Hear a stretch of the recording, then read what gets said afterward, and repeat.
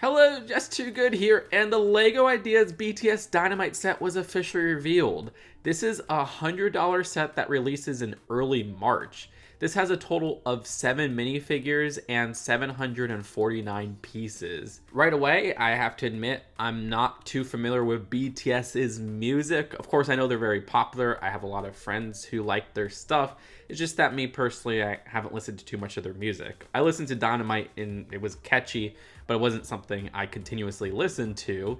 This, however, appeals to me as a classic town fan. This is one of the most classic LEGO town sets that has been revealed in recent years. Does that make it great? I'm not sure if I could call it great because it does feel a little bit overpriced, but I love it personally. This is the first LEGO set ever based on an original music video. Well, unless you count the Yellow Submarine, but that was based on the animated movie. But if you're wondering why Dynamite out of every song that's released recently, well, this was a huge hit. I mean, it debuted on #1 on the Billboard Hot 100 in the US, which was the first BTS song to top the charts in the United States.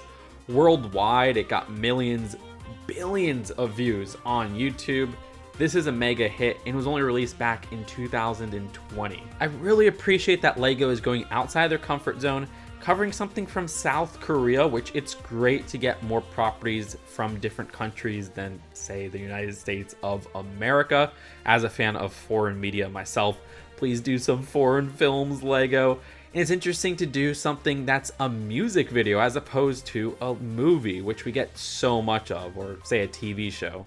I love seeing unusual licenses that make so much sense, as BTS seems to be a band that can appeal to anybody, but has such a huge following now that it's really interesting to capture them in LEGO form.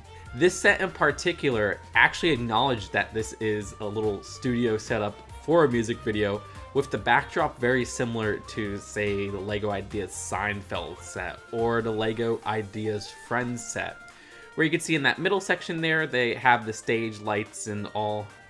That also doubles as a backdrop for the stage that is included with the set, which has a play feature of turning the band members around. That's kind of clever, and I like how that setup is. But what really appeals to me here is the little ice cream van, as well as the donut shop and the record shop.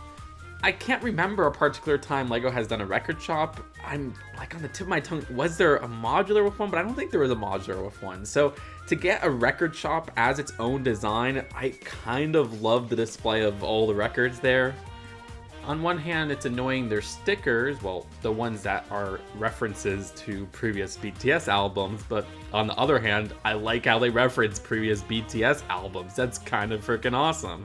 And you do get multiple stickers for this particular record that this music video comes from. I guess that might even be the single slip. But not all are stickered with some existing prints from other themes once again.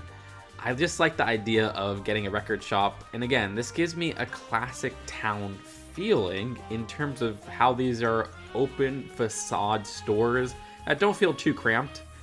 And I feel that even more so with the donut shop, which reminds me of the LEGO Snack Shack from town sometime in the 80s, which is a set I've always wanted.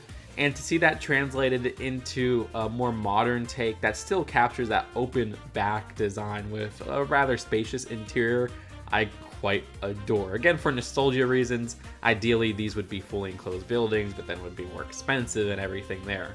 You can see how this has some more stickers with the menu at the top there.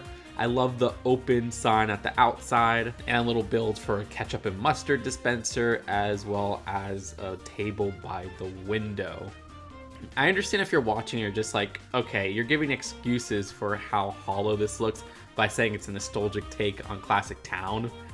So yeah, I understand why a lot of people don't like this set, but the vacant open back design just gives me so much vibes of a classic town setup. I mean, it's present with the simple exteriors as well. I like the brick-built donut a lot, which is better than, say, the printed one that we got from the city set, even though that was nice to get a printed piece. Look at all those nice stickers for the logo for the record store, on the record store window, and on the door. But those are very usable in a town setting. Like, I'm going to display this in my LEGO City setup, and I don't listen to BTS. At the side, there is even a little basketball hoop, which I like that sticker as well. Again, wish it was Prince, but whatever. And at the back, that purple wool gives me those 90s cup vibes. Apparently that's called the jazz design. So it does feel even more nostalgic, not only for resembling a LEGO town set, but having stickers that look like they're from the past as well. The colors on the ice cream truck also kind of capture that. And the ice cream truck gives me vibes of the Pizza to Go truck. It's a 4-wide vehicle, which is lovely. 4-wide vehicles are always something that I like to get from LEGO, but I understand why people like, say, 6 or 8-wide vehicles now, which you find throughout LEGO City. It seems like there might be something in the interior of the ice cream truck, but LEGO hasn't provided any pictures of what exactly. There's no interior shots of that truck. I also love the traffic cone designs. The sign for the donut/coffee shop uses a lot of stickers as well. I mean, there's probably like around 30 stickers in this set, unfortunately. But I still really love that design once it's all put together, because again, that's something that's very usable and unusual in a LEGO City/town setting that I really like to just plop into a LEGO City and town setting without the context of BTS. And those palm trees, which I kind of wish were connected to the main build, give me some South Florida vibes. And of course, that's where I'm from. As for the minifigures, since I'm not familiar with the band, I can't say, oh, they did this person right or this person wrong. The design of the minifigures, though, use some amazing new colors for hair pieces, whether it be the Superman hair in that blue color, or even this entirely new hair piece to the set, which I believe they used twice here, if I'm not mistaken, right? In black and in that brown color. That's freaking awesome. And then the actual prints for the torsos are all very generic and just cool casual clothes for your sig fig.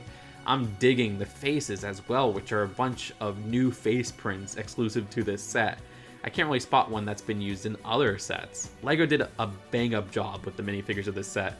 And as a minifigure person, I am very happy, and I would buy this set for the minifigures alone.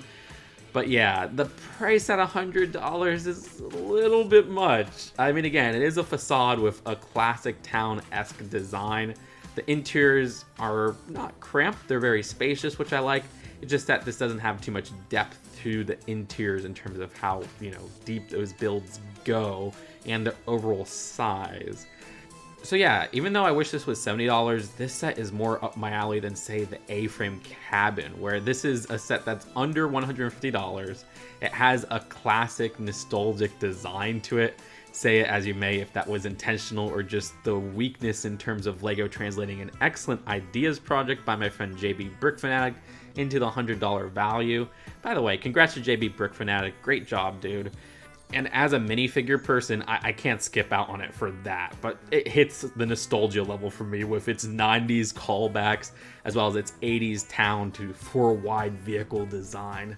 Oh, one kind of inconsequential thing that's interesting to me, it's interesting how LEGO is using the song in their advertisement. Like, even in this little animated video, they're using the song from BTS that this is based on, which sounds like it should be a no-brainer.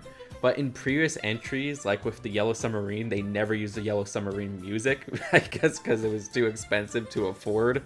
Or like how the Elvis art project didn't even have Elvis music on it, on its CD and everything.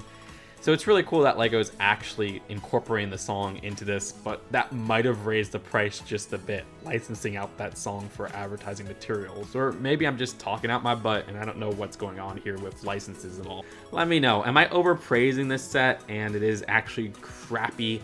Or are you a huge BTS fan and do you think this set is accurate in all, way more than I could speak on it as somebody who's a non-fan? Let me know in the comments below. Subscribe here for more LEGO news and commentary, and I'll see you later. Peace out. Bye.